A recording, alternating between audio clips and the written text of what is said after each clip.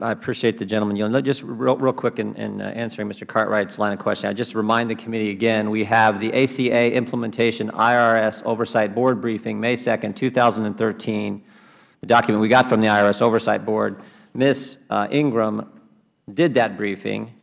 Page 7 of the minutes says, Affordable Care Act update led by Sarah Hall Ingram.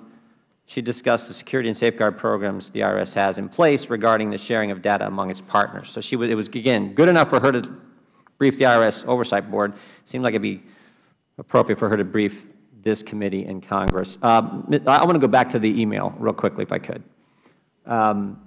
Let's go back. I just want to stress for the committee, the underlying issue here was about 58 different institutions who were suing the government because they believed their religious liberty rights, their First Amendment religious liberty rights, were being infringed upon by the Affordable Care Act. Isn't that correct, Ms. Ingram?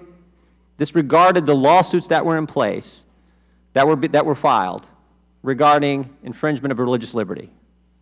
I'm sorry, Congressman, I don't see where the litigation is mentioned. It's not mentioned. It's the that's what you're talking about. No, sir. I'm explaining how only schools below college works. level that are affiliated with the church or operated by a religious order. These schools, while exempt from filing, would not meet their religious employer unless they are a church. This is all about institutions. Because, again, remember what was going on at this time. The administration was concerned about all these entities suing the government. This is about 6033 rules in the Internal Revenue Code and how they work. Used to define who qualifies and who doesn't, who would be exempt and who wouldn't be. And the end result was, from your discussions and the way the ruling was changed, most of these lawsuits were dismissed. Lawsuits like Colorado Christian University versus Sebelius, Priests for Life versus Sebelius, Roman Catholic Archbishop of Washington versus Sebelius, Wheaton College versus Sebelius, Hobby Lobby. Some of these things, most of these cases have been dismissed because of the change in the definition that was being discussed in these emails, correct? All I know to respond to you, Mr. Congressman, is that I was answering questions about how current tax definitions worked under 6033. I was not involved in litigation or regulation decisions. You were answering the White House wanted to know if they could change the definition. You were giving them information about the definition, and the end result was most of these suits were dismissed. That's what happened.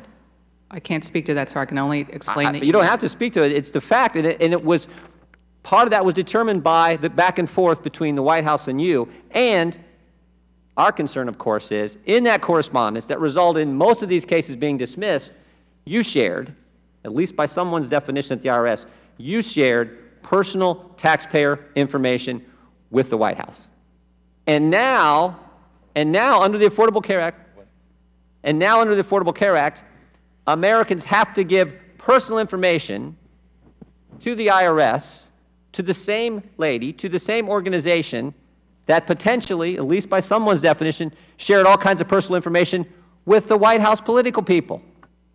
At a time, this took place again at a time when religious institutions were suing the government because the Affordable Care Act infringed on their religious liberty rights.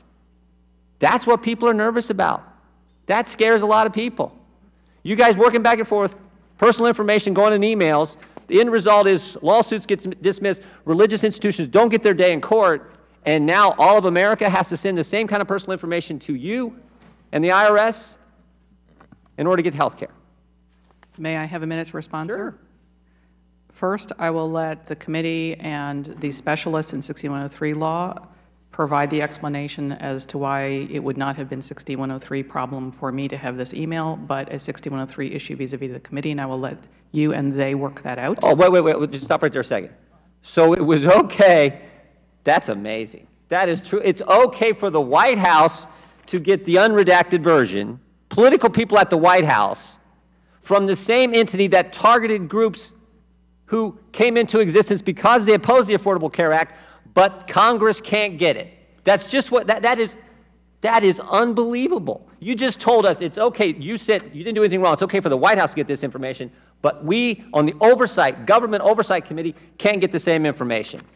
I cannot answer what is under those blocks, so I cannot answer whether the information originated with the White House or not, and This I is refer phenomenal. you to You wrote it. You don't know what's underneath those blocks, but it was okay for the White House to get it, but it's not okay for us to get it.